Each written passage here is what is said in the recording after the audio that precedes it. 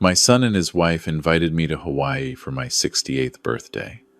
They said it was a family trip, a celebration.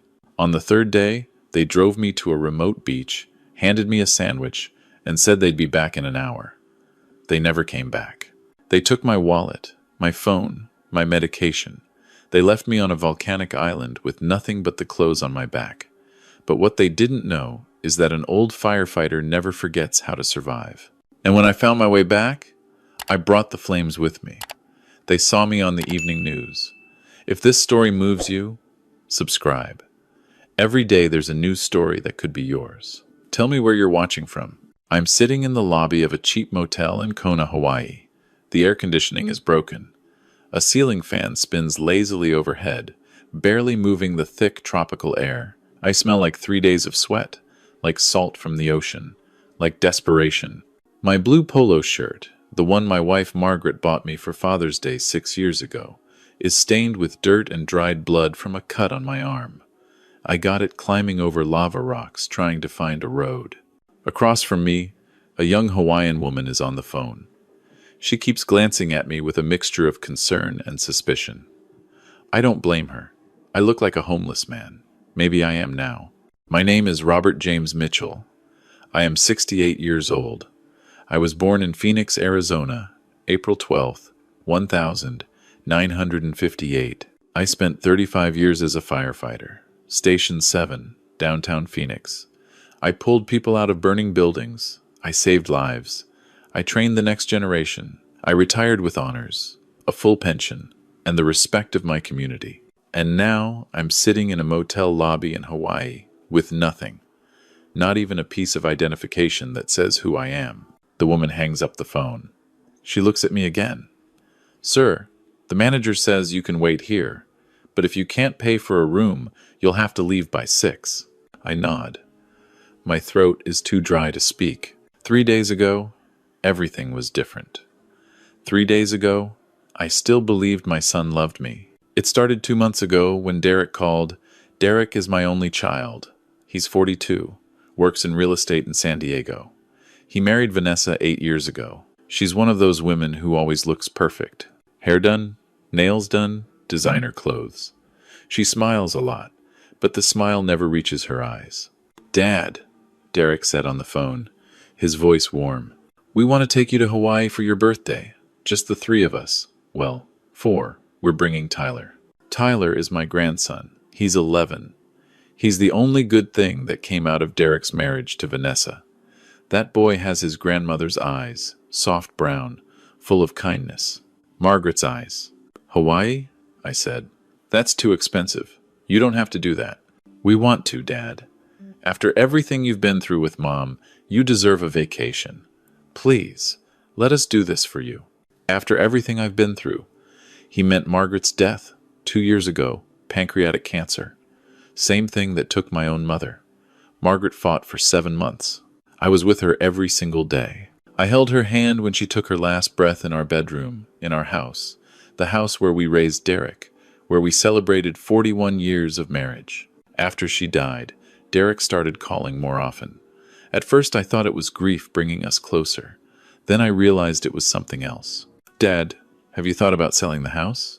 It's too big for one person. Dad, Mom's jewelry. Are you going to do anything with it? Dad, what about the life insurance? Did you get the payout yet? Always about money.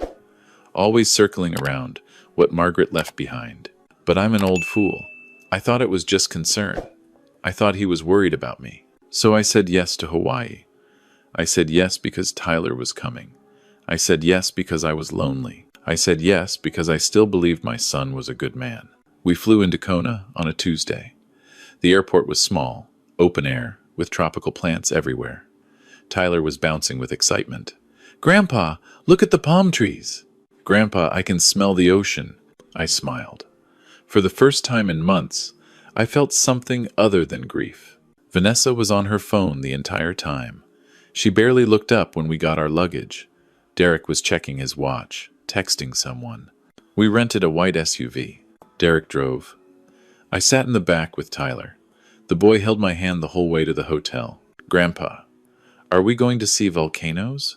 Yes, buddy. There's an active volcano on this island. We can go see the lava. His eyes went wide. Real lava? Real lava. The hotel was nice. Nothing fancy, but clean.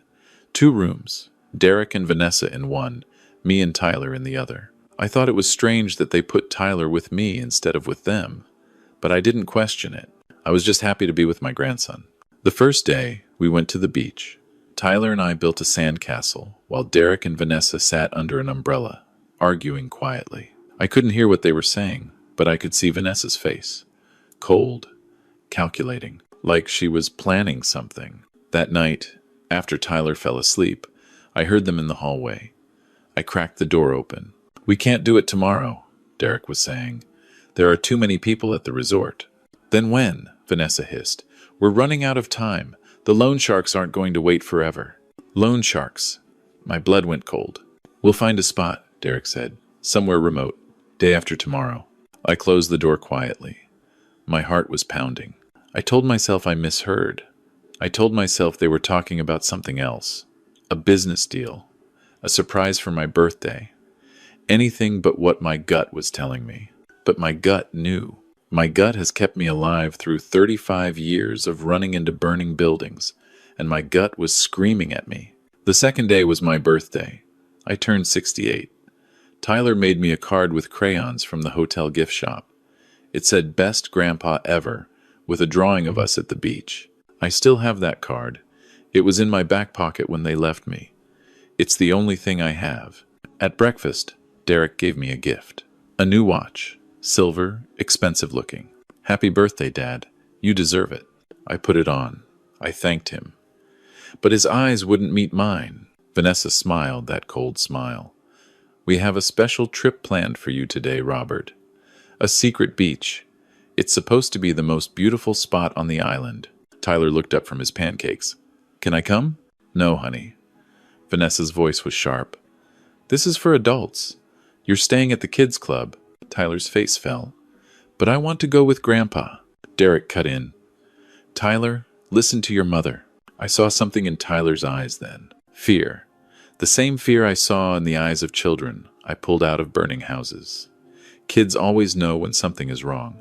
After breakfast, Tyler grabbed my arm. He whispered so quietly, I almost didn't hear. "Grandpa, don't go with them. Please." "Why, buddy?" He looked over his shoulder. His parents were at the front desk, checking something. I heard them talking last night. "Mom said they were going to leave you somewhere. She said you wouldn't find your way back." My heart stopped. I knelt down. I looked into those Margaret eyes. "Tyler, are you sure that's what you heard?" Tears were forming. "I'm scared, Grandpa. I don't want them to hurt you." I hugged him tight. "It's okay, buddy. I'll be careful." But I didn't listen. I didn't run. I didn't call the police. Because even then, even with my grandson warning me, I couldn't believe my own son would do something like that. Because he's my son, my only child. The baby I held in the hospital 42 years ago. The boy I taught to ride a bike. The teenager I put through college. How do you believe your own blood wants to hurt you? The drive to the beach took 2 hours. We went further and further from the tourist areas. The road got narrower. The vegetation got thicker. Finally, Derek pulled off onto a dirt path. "This is it," Vanessa said. "Paradise Beach. No tourists, just us." I should have known then. There was no parking lot, no signs, no other cars. We walked about 15 minutes through dense jungle. Then suddenly, the trees opened up to a small cove. Black volcanic rock, turquoise water. It was beautiful. And completely isolated. Derek set up a blanket. Vanessa unpacked a cooler. They had sandwiches, drinks, fruit. "Sit down, Dad. Enjoy the view." I sat. I ate the sandwich they gave me. Tuna salad on wheat, Margaret's recipe. The irony wasn't lost on me. After about an hour, Derek stood up. "Hey, Dad. Vanessa and I are going to take a quick hike to see the tide pools. You stay here and relax. We'll be back in 30 minutes. I nodded. "Okay." They walked away. I watched them disappear into the trees. 30 minutes passed. Then an hour. Then 2. I started to worry. What if they got lost? What if they got hurt? I got up. I tried to follow their path. but there was no path, just jungle. I called out, "Derek, Vanessa." Nothing. I checked my pockets. My wallet was gone. My phone was gone. My medication, my heart medication that I need every morning, was in the bag Vanessa was carrying. That's when the truth hit me, hard, like a punch to the chest. They weren't coming back. They had taken everything. They had left me on a remote beach on a volcanic island in the middle of the Pacific Ocean. My own son had left me to die. I stood there for what felt like hours. The sun started to set. The temperature dropped. I had no water, no food, no way to call for help. I started walking. I didn't know where, just walked. The jungle was thick. The lava rocks were sharp. I cut my arm on one of them. The blood attracted mosquitoes. I kept walking. I walked until it was completely dark. Then I found a small overhang in the rocks, and I curled up underneath it. I thought about Margaret. I thought about what she would say. "Bobby, get up. Get up and fight. You didn't survive 35 years of fires to die alone on a beach." So I got up. I kept walking. It took me 3 days. 3 days of following the coastline. 3 days of drinking water from streams, praying it wasn't contaminated.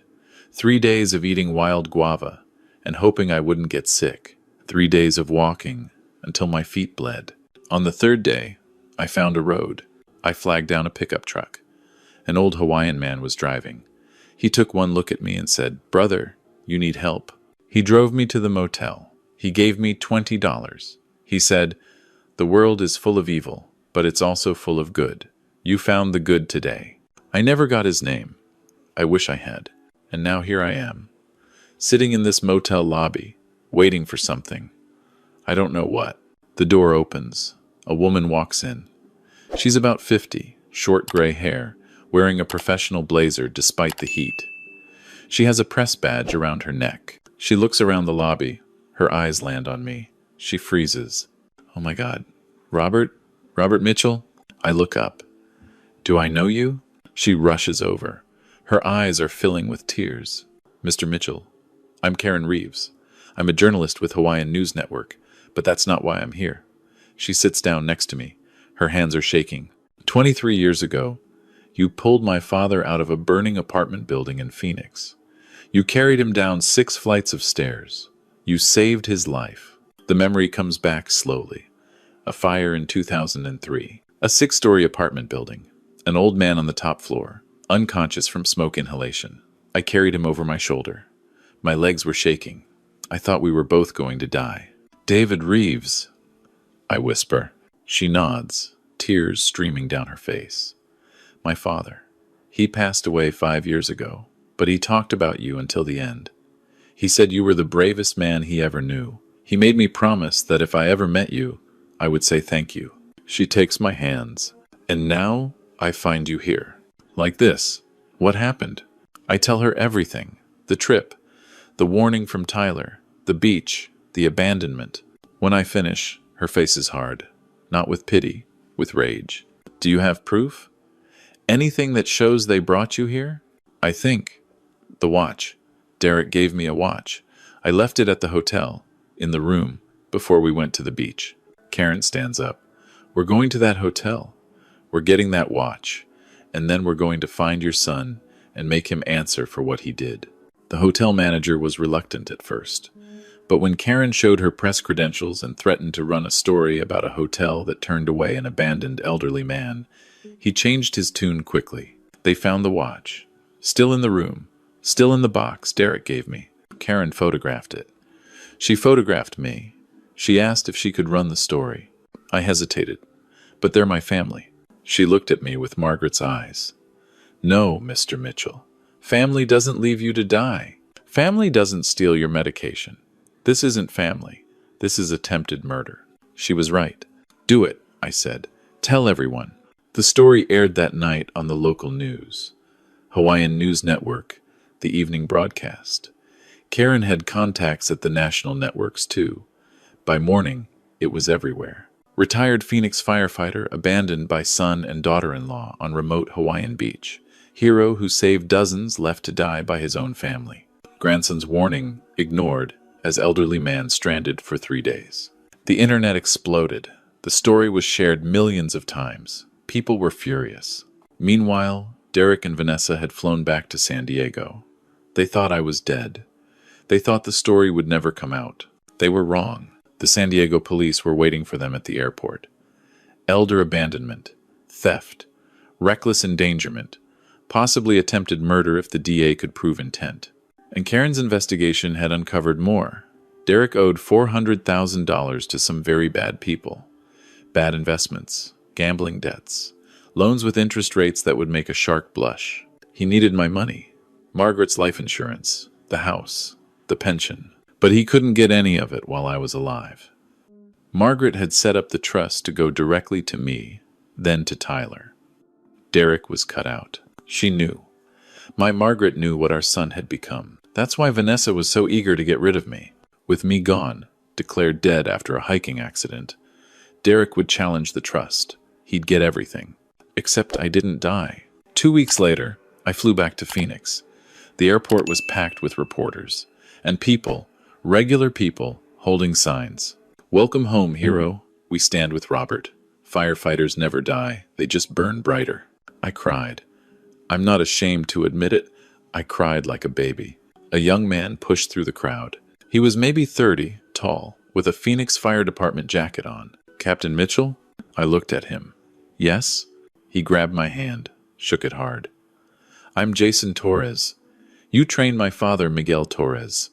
He always said you were the best captain he ever had." Torres, I remembered.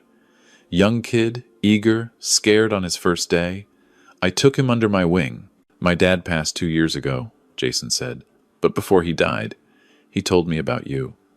He said if I ever had a chance to help you, I should. He said you saved his life more than once." He pressed something into my hand. "A key. This is to my guest house. It's not much, but it's yours as long as you need it. My dad would want me to do this." The key was warm in my palm. That night, I sat in Jason Torres's guest house. Small, clean, quiet. A bed, a bathroom, a kitchenette. Everything I needed. On the table was a box. Karen had sent it from Hawaii. Inside were documents her team had found. One was a printout of Derek's debt, $400,000, due in 3 months. Another was a text exchange between Derek and Vanessa, recovered from a cloud backup. "Vanessa, the beach is perfect. No cell service. No one will find him." "Derek, are you sure about this?" "Vanessa, we don't have a choice. It's him or us." "Derek, okay." After Hawaii, we tell everyone he wandered off. Early dementia. Tragic accident.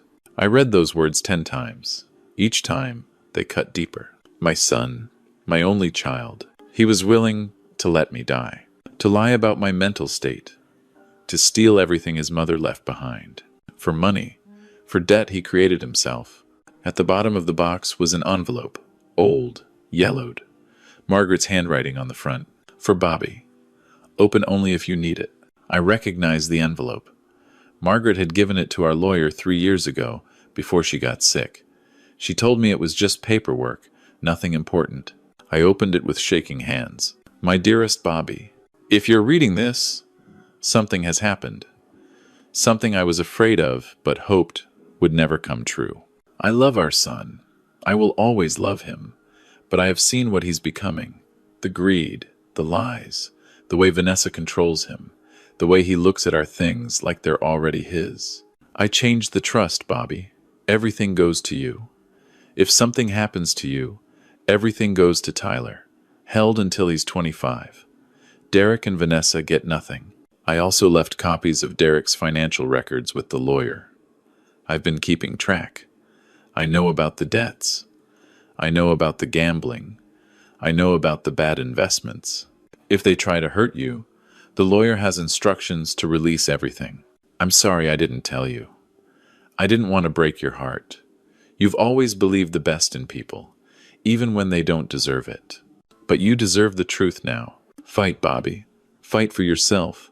Fight for Tyler. And when it's over, find peace. I will love you forever, in this life and whatever comes next. Your Margaret." I held that letter against my chest. I could smell her perfume on the paper, even after all these years. She knew. She protected me, even from the grave. The trial happened 4 months later.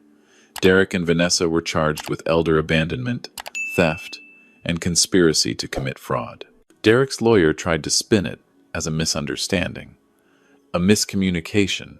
They thought I knew how to get back. But Karen's evidence was overwhelming.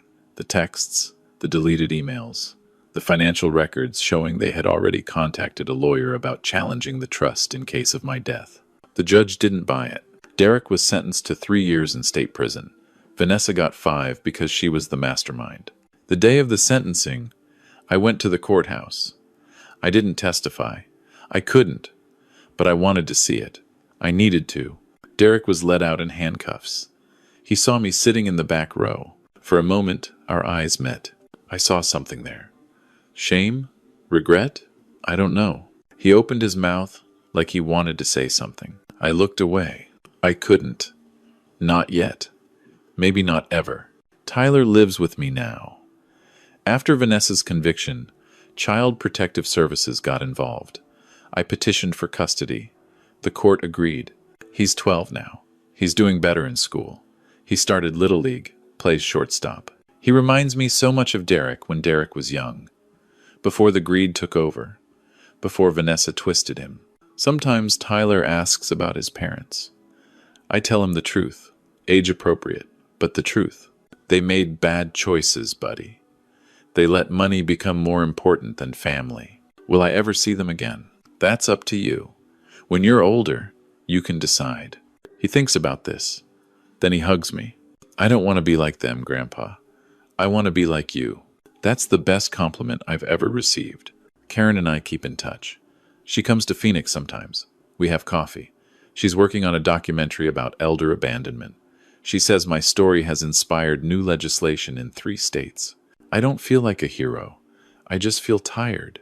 But if my pain can help someone else, then it wasn't for nothing. Jason Torres checks on me every week. He brings groceries sometimes.